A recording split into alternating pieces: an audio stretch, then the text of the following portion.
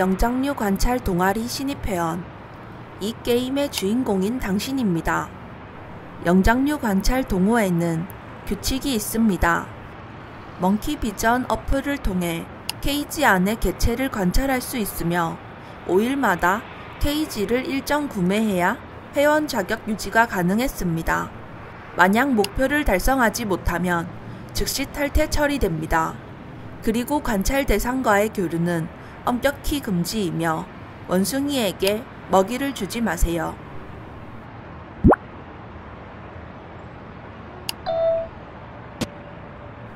어플을 깔자 CCTV 영상들이 보였고 영상을 확대해서 여러 단서를 수집할 수 있었습니다.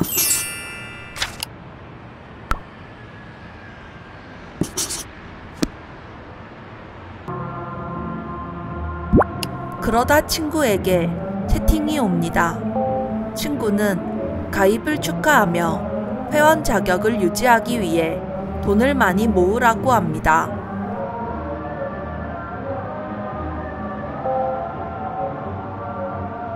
그리고 돈 버는 방법을 알려주는데 돈 될 만한 것이 굴러다닌다.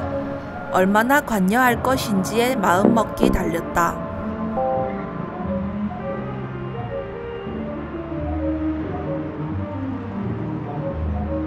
그리고 회칙을 한 번 더 경고해 줍니다.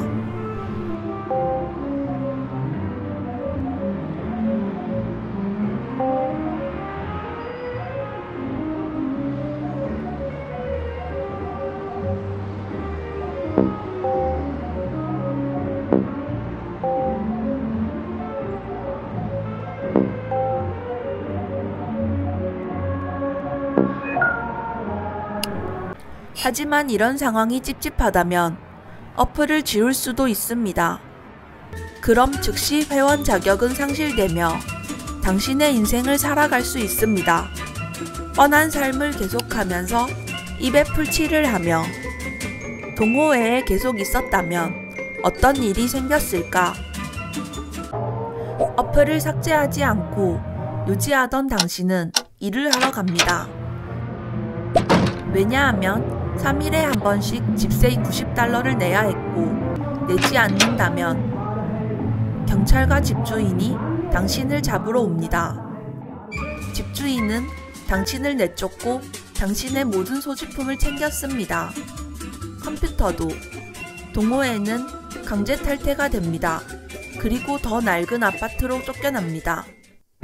그러지 않기 위해 돈도 열심히 벌고 집에 와서는 케이지를 관찰합니다. 관찰한 정보를 조합하여 인터넷에 검색하고 케이지 안에 사람에 대해 정보를 캐낼 수 있었습니다. 그렇게 연락처와 전화번호를 캐내는데 성공한 당신.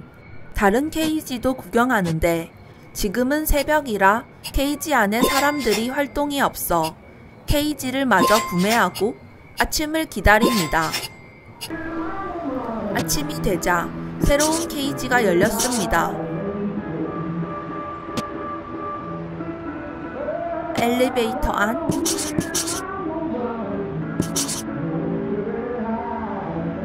그리고 박물관. CCTV 모니터를 변경하며 케이지를 관찰합니다. 그러다 1번 케이지에서 유명 배우의 나체 사진을 몰래 찍고 있다는 것을 알게 됩니다.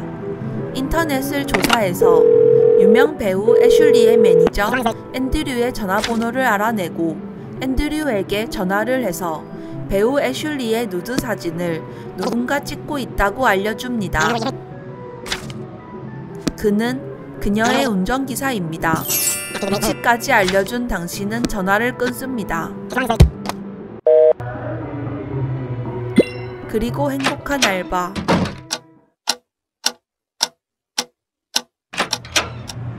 사가지 없는 크리에이티브 디렉터. 그리고 보살자 빌리밥을 믿는 사이비들이 옵니다. 한가했던 백수 당신은 그들의 말을 들어보기로 합니다. 도살업자 빌리밥은 베이컨에게 계시를 받고 교회를 세웠다고 합니다. 그리고 식물 하나를 두고 간다며 이 식물은 공기 중에 다정함을 먹고 자란다는 왕사이비스러운 말을 하고 사라집니다. 케이지 안에 사람들과 접촉하며 케이지를 구경하고 새벽에 잠에 들고 일어나니 신문에는 애슐리의 누드 사진을 찍은 전 운전기사가 체포되었다는 기사가 뜹니다. 케이지 안을 구경하며 게임을 즐깁니다. 그러다 애슐리의 매니저에게 전화가 옵니다.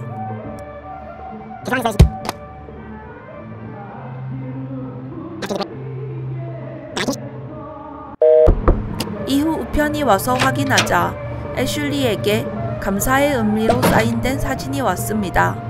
비싼 값에 팔 수도 있었지만 일단은 보관해두기로 합니다.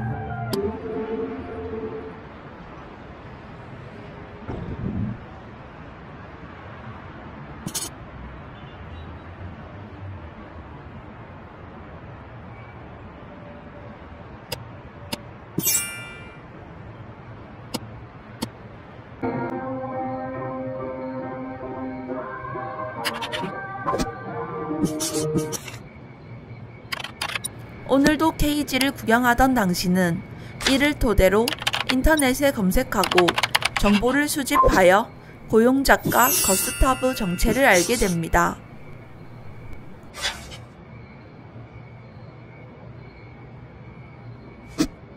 그러다 누군가 집에 찾아오는데 그는 이웃집 남자로 이런저런 이유로 6달러를 받으러 오는 남자입니다.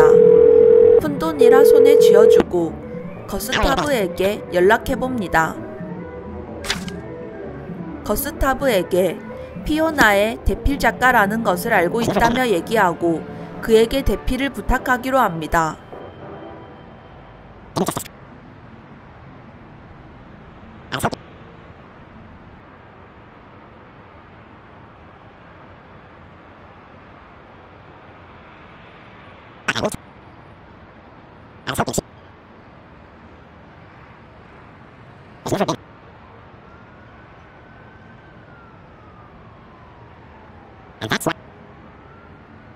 거스타브는 한참 고민하더니 130달러에 해준다고 합니다.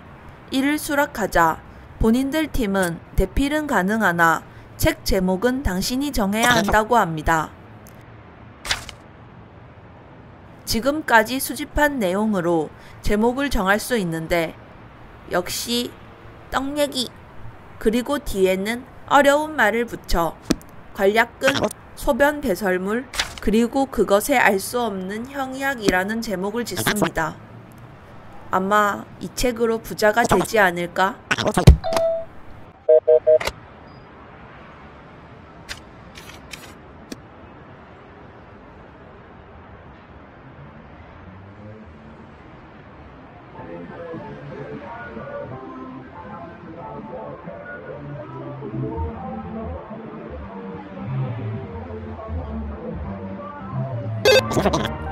그리고 이후 거스가 연락 오는데 책을 출간했고 완전히 망했다는 것을 알려줍니다. 그리고 당신에게 정화조 청소나 같이 하자며 알바 장소를 새로 알려줍니다.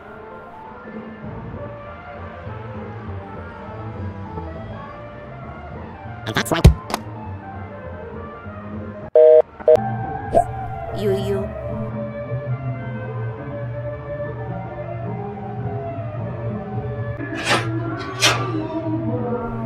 그때 36호로 잘못 온 택배가 오고 자연스럽게 받습니다. 쓸모없어 보이는 을족이지만 일단 챙겨둡니다. 그리고 엘베에서 갇힌 한 남자를 구하기 위해 여러 정보를 수집하고 인터넷 검색도 해봤지만 그가 갇힌 엘리베이터 빌딩은 찾지 못했습니다. 그리고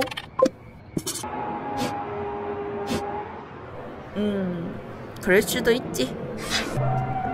그때 동호회를 추천해준 친구에게 채팅이 오고 그는 마침내 가장 높은 레벨이 되었고 그리고 충격을 받은 듯 급하게 채팅을 종료했습니다. 어리둥절했지만 케이지를 마저 구경합니다. 새로 열린 케이지는 어느 노부인과 보험 상담사였습니다. 그렇게 여러 정보를 수집하다가 동호회에서는 특별관찰 연구로 10번 케이지의 정보, 케이지 안의 노부인이 주기적으로 외출하는 시간을 물었습니다. 시간을 알려주고 케이지를 구경하자 노부인이 평소처럼 외출하고 한 도둑이 침입합니다. 그리고 잠시 후 감사의 의미로 175달러가 입금됩니다. 동호회의 정체는 무엇인가? 케이지를 구경하며 보험 상담사 캐시디를 관찰하던 당신은 캐시디의 대화를 통해 정보를 수집하다가 그녀가 음주사고로 보행자 2명을 사망하게 했으며 유명 호텔 거물의 딸이라서 무죄 판결을 받았다는 사실을 알게 됩니다.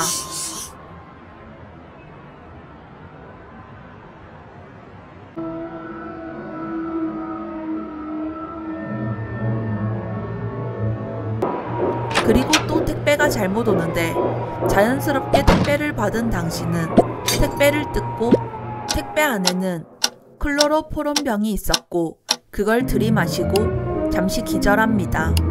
남의 택배를 함부로 받지 맙시다. 정신을 차린 당신은 단주를 위해 노력하는 캐시디에게 알코올을 선물로 보내기로 합니다. 다음날 술에 찌든 채로 출근을 한 캐시디.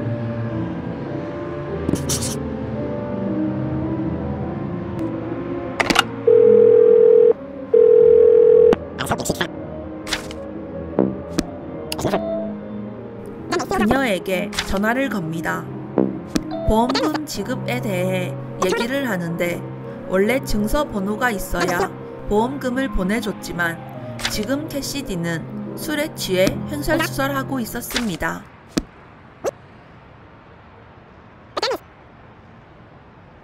그녀에게 200달러를 받아내고 룰루랄라 케이지를 마저 구경해봅니다.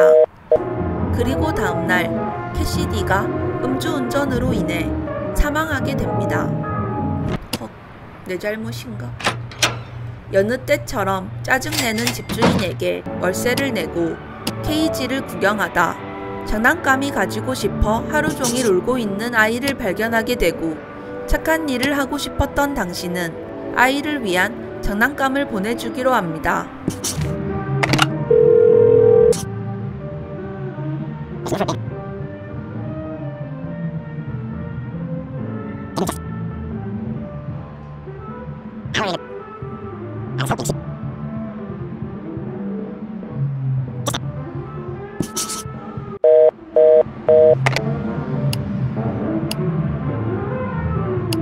어린이 화학 실험실을 보내준 당신.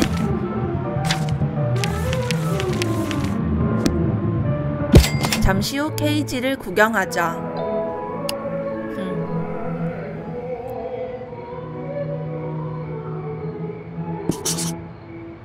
그리고 마저 케이지를 구경하며 원숭이들을 관찰하던 당신. 시간은 흘러 동호회에 가입한 지 16일째입니다. 최종 단계까지 올라온 당신은 택배를 받게 되고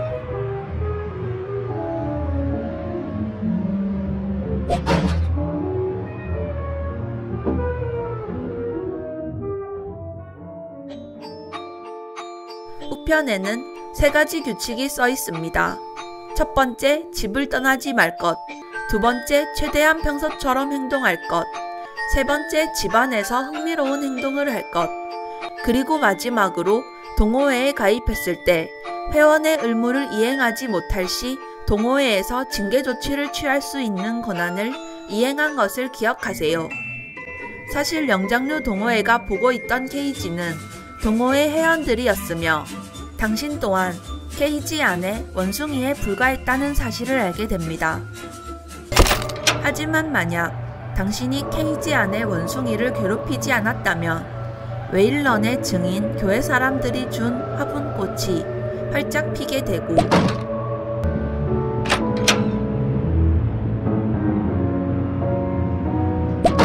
마지막 날 묘약이 든 병을 받게 됩니다. 병 안의 음료를 마시자 몸이 가벼워지고 도시 하늘 위까지 날아가며 행복감에 사로잡힙니다.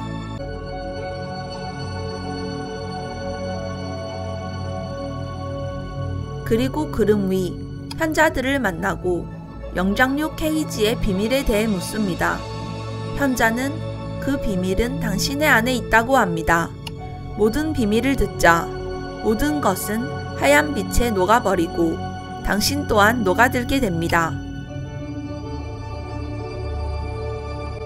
당신은 너무 많은 것을 알아버렸기 때문에 동호회에 의해 처리되었습니다.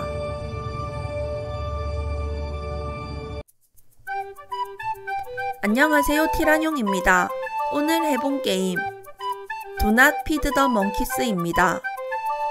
픽티드라마 스튜디오스에서 제작하였고 픽셀 시뮬레이션 게임입니다.